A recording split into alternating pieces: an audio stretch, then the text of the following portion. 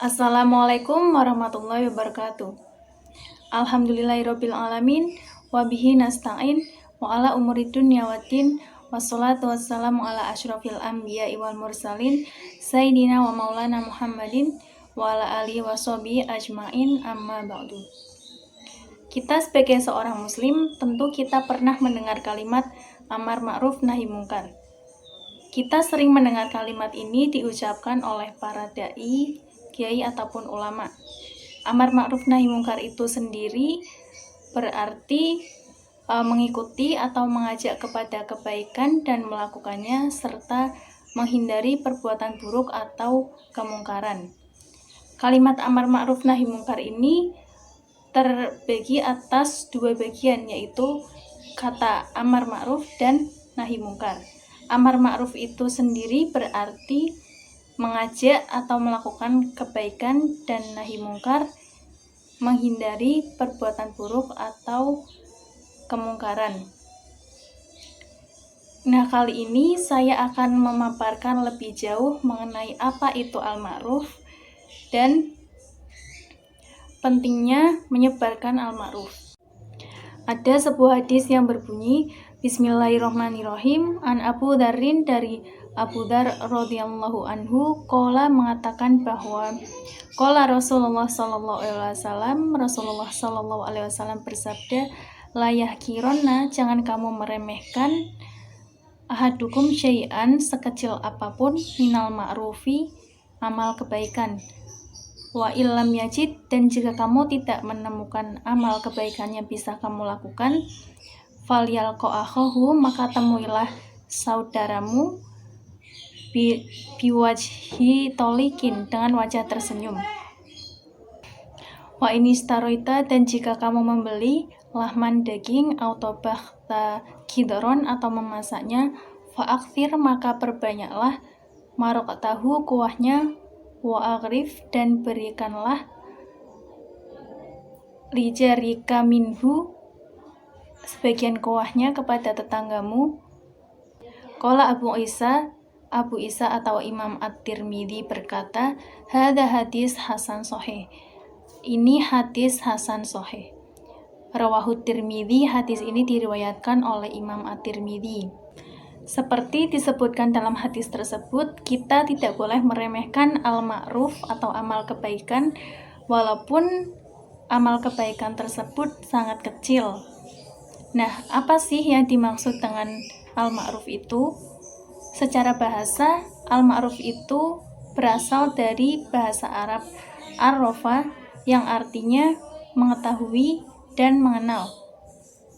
Dengan demikian, ma'ruf adalah sesuatu yang dikenal, dimengerti, dipahami, diterima, dan diketahui kepantasan dan kepatutannya. Namun, apa yang dianggap ma'ruf oleh suatu masyarakat belum tentu ma'ruf oleh masyarakat lain, karena masyarakat itu sangat beragam. Dan ukuran utama al-ma'ruf itu adalah syariat Islam. Kata ma'ruf sering diungkapkan dalam Al-Quran dengan posisi yang bertentangan secara diametral dengan mungkar, yang secara harfiah berarti asing atau tidak terkenal. Kata ma'ruf memang biasanya digandengkan dengan kata al-mungkar, perintah untuk berbuat ma'ruf seringkali didampingi larangan untuk melakukan perbuatan mungkar. Al-ma'ruf ini terbagi atas 3 macam, yaitu yang pertama ada al-ma'ruf dengan Allah Subhanahu wa Ta'ala, al-ma'ruf dengan manusia, dan ada al-ma'ruf dengan lingkungan. Yang pertama yaitu al-ma'ruf dengan Allah Subhanahu wa Ta'ala. Contoh dari al-ma'ruf ini adalah mengajak untuk melaksanakan sholat. Nah, di sini kita tidak hanya mengajak orang untuk sholat, akan tetapi kita sendiri harus menjadi teladan dan contoh, seperti melaksanakan sholat 5 waktu, sholat mengerjakan sholat tepat waktu dan tidak menunda-nunda sholat. Karena sholat merupakan kewajiban setiap muslim. Setiap muslim memiliki kewajiban untuk menyembah kepada Allah sebagai bentuk rasa syukur dan ampunan kepadanya. Selain itu, kita diwajibkan untuk mengingatkan satu sama lain untuk mengerjakan sholat. Contoh lain dari al-ma'ruf ini adalah mengaji dan mendalami Al-Quran. Karena mengaji merupakan salah satu ibadah. Dan dengan mendalami Al-Quran, kita dapat menerapkan nilai-nilai atau pelajaran dalam kehidupan sehari-hari. Dan di dalam Al-Quran pula terdapat banyak ilmu pengetahuan seperti sejarah, hukum, fikih, dan lain sebagainya. Tentu ini akan menambahkan ilmu pengetahuan. Yang kedua yaitu al-ma'ruf dengan sesama manusia. Contohnya yaitu berbagi atau membagikan hartanya kepada orang yang membutuhkan. Karena kita sebagai sesama muslim harus berbagi kebaikan termasuk dalam hal harta atau materi. Nah, di sini kita tidak harus melakukan atau membagikan harta secara besar atau memikirkan hal-hal yang besar. Akan tetapi kita bisa memulainya dengan hal kecil seperti dimulai dari keluarga, teman atau saudara atau bahkan tetangga. Kita dapat membantu orang yang kesusahan. Kita dapat memberikan sedikit bantuan dalam bentuk harta. Contoh lain dari al-ma'ruf kepada sesama manusia ini adalah bertegur sapa kepada sesama manusia. Walaupun hal ini adalah hal yang sederhana, tapi ini dapat memperkuat tali silaturahmi dalam kehidupan masyarakat. Bentuk yang ketiga yaitu al-ma'ruf dengan lingkungan. Hal ini dapat berupa mengajak untuk menjaga kebersihan lingkungan. Dalam Islam sendiri, kita sudah diwajibkan untuk menjaga kebersihan lingkungan, baik itu untuk diri sendiri maupun lingkungan. Dalam hal ini, kita dapat menjaga kebersihan diri sendiri seperti mandi sehari 2 kali, merawat diri, dan sebagainya. Kemudian kita bisa membersihkan lingkungan rumah. Kemudian lebih lanjut kita dapat mengajak kegiatan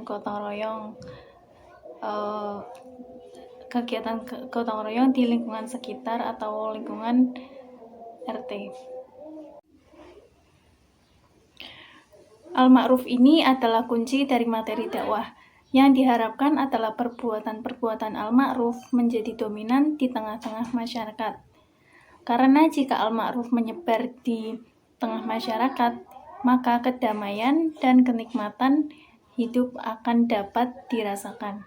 Fungsi dari al-ma'ruf dalam dakwah yaitu 1. Untuk menyelesaikan masalah umat sehingga mencapai titik keselamatan dan kebahagiaan dan menciptakan suasana kesolehan dengan adab dan keutamaan. 2. Untuk menutupi celah-celah kemungkaran dan keburukan dan menghapus angan-angan yang menjadi sumber syubhat. Yang ketiga yaitu membentuk pola pikir seorang muslim untuk rakus terhadap adab-adab keutamaan yang menjadi sumber kemuliaan umat ini.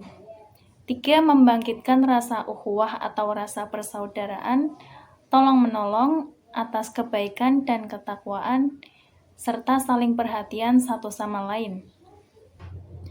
Dengan melakukan al-ma'ruf, jiwa kita menjadi lebih tenang.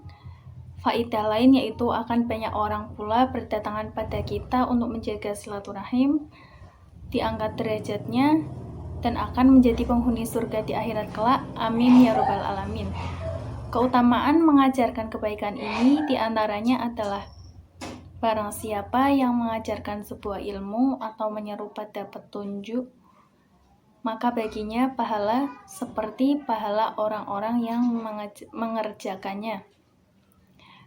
Semoga ini menjadi motivasi bagi kita untuk senantiasa bersemangat menyeru kepada kebaikan mengajak pada al-ma'ruf. Siapapun kita dan profesi kita, semoga Allah curahkan taufiknya agar kita senantiasa mampu berkontribusi dalam dakwah dan menyebarkan al-ma'ruf. Billahi taufik wal hidayah. Wassalamualaikum warahmatullahi wabarakatuh.